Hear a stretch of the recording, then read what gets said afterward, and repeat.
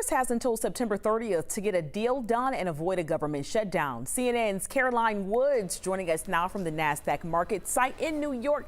Good morning there. Thanks for being here. It seems like there's one wrong move. The lights could go out. Catch us up on where we're sitting now. Hey there. Good morning, Aisha. Yes, happy Monday. And as Monday morning gets rolling in D.C., here's where we stand up on a potential government shutdown.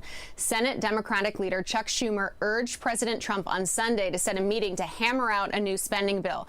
As of right now, no word on if Trump will make that happen. On Saturday, he said he'd, quote, love to meet with Dems, but added that he didn't think it would have any impact. Now, the current federal budget runs dry on September 30th, risking a government shutdown if no deal is made. Congressional Democrats have made health care a red line, demanding that any legislation include an extension of the Affordable Care Act's enhanced tax credits. Those are set to expire at the end of this year. Any funding bill will need 60 votes to pass, which means Republicans will have to persuade some Democrats to vote with them to clear that threshold. Aisha? So a big announcement expected today looking to link pregnant women's use of Tylenol to autism there. Let's talk more about how that could impact us.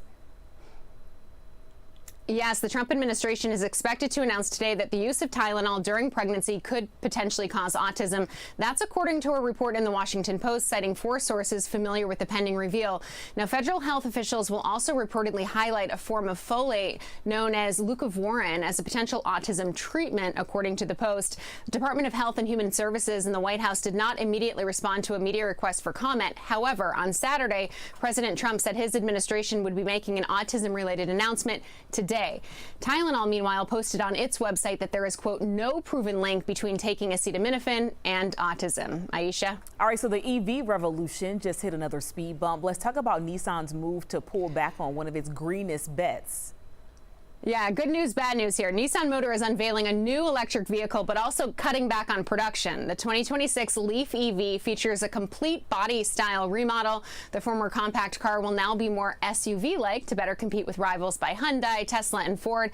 It also aims to be priced more competitively, starting around $29,900. Buying one could be tough, though, amid a global EV battery shortage. Nissan says this is forcing them to reduce their 2026 Leaf production by more than half this fall. So good price, you just might not be able to get one.